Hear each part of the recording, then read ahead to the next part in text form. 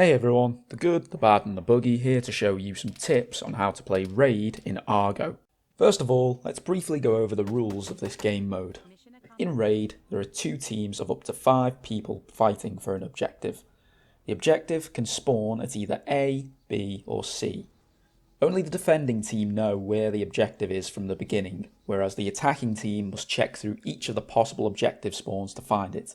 The attacking team can also capture the airdrop, which will immediately notify them on the map which point has the objective, whereas if the defending team captures the airdrop, it will cut the amount of time the attacking team has to win. In order to win the game, either team can kill every person on the other team, or, in the case of the defending team, prevent the attacking team from capturing the objective before the time limit.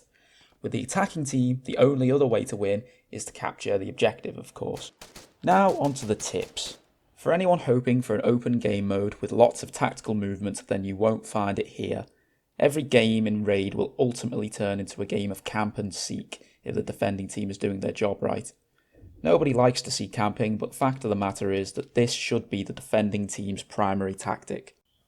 As soon as the round starts, everyone on the defending team should run for a good camping spot that gives them a good view of an appropriate target area. Knowledge of the map will help you here, as you will have a better idea of where the entrances to your area are. When picking a location to camp at as a defending player, you must take note of a few things. Make sure you do not give yourself too much to cover. If necessary, pull back into the defending area and find a good choke point that you would expect enemies in that area to have to go through. Make sure the place you choose to camp provides at least some visual cover, if not physical cover. Remember, hiding in a bush could save your life even if it won't stop a bullet. Finally, you should not take the same position as another defender or cover the same area. As a defending player, you already have the advantage of being able to camp and should not require a numbers advantage on top of that. This is a wasteful use of manpower that would be better served covering another choke point. The attacking team should sprint to the defending area as fast as their legs will carry them. They're not usually in any danger at this point, but they are fighting against the clock, so every second may count. There is an exception to these starting moves, however. Some maps offer a high vantage point to the attackers or defenders. For example, on a large hill outside the defending area, or a large structure inside the defending area. Ideally, one person with an appropriate weapon for long-range shooting should spawn as close to that high ground as possible and immediately move towards it and start looking for targets.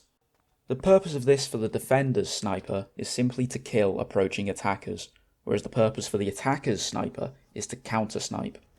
Once the attacking sniper is sure that there is no longer any enemy snipers, they should join the rest of the team in moving towards the objective. As if the defending team is doing their job right, then they shouldn't see any further movement from their position. The sniper could take the chance that one or more of the defenders will break cover prematurely and come out into the open. However, if this gamble fails, then the attacking team will essentially be a man down from the very start. Once everyone has taken their position and the round is in full swing, the camping defenders should stay in their position, stay alert, and not move. The only reasons a defending player should break cover is if they have sufficient reason to believe all the remaining attackers are in other positions on the map, or if another defender covering the objective dies and you're the closest person to the objective. The latter reason is very important, as I've seen a number of new players who misunderstood the rules of the game and not moved to defend an objective that is wide open. The attacking team, on the other hand, should obviously be constantly moving, searching for enemy defenders and the objective. Despite the time limit running against you though, you should not run around inside the defending area. Hearing your footsteps is without doubt the most likely way a defender will detect an attacker, so the defenders should have their volume turned up and listen for those footsteps, whereas attackers should keep low, not sprint, and move no quicker than a crouched jog will allow unless they are in immediate danger. If you find the objective as an attacker, you can capture it simply by moving next to the objective and waiting for the circle denoting the objective on the minimap to fill up. Once it has filled up once, this signifies that the true capture of the objective has begun and the circle will fill up with another colour. At this point, an attacking player does not need to be standing next to the objective for the capture to continue. Instead, they should immediately find some cover that provides a view of the objective.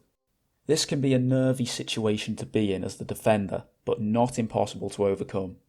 Firstly, all of the remaining defenders should move to the objective if it is directly under threat, as the attackers will not be concerned with any other part of the map now.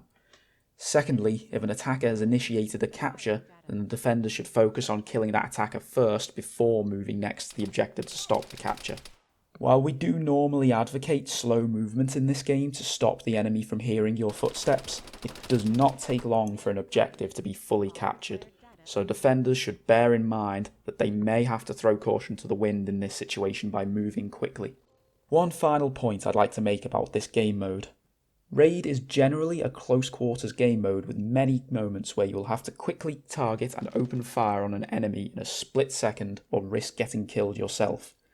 So in this situation it's easy to understand why friendly fire might happen, and it does, even with high ranking players.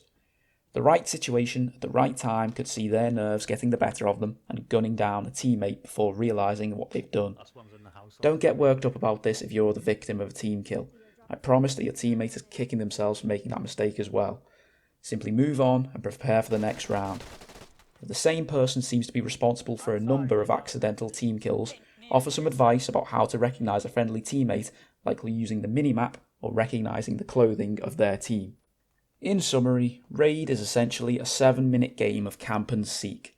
The defenders should find good camping positions with a little sniping at the start, whereas attackers should move towards the objective, hiding their footsteps when necessary, with a little counter-sniping at the start.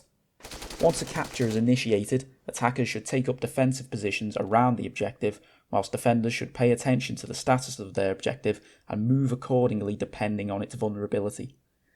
I hope you found this video helpful. Thanks for watching guys, and good luck.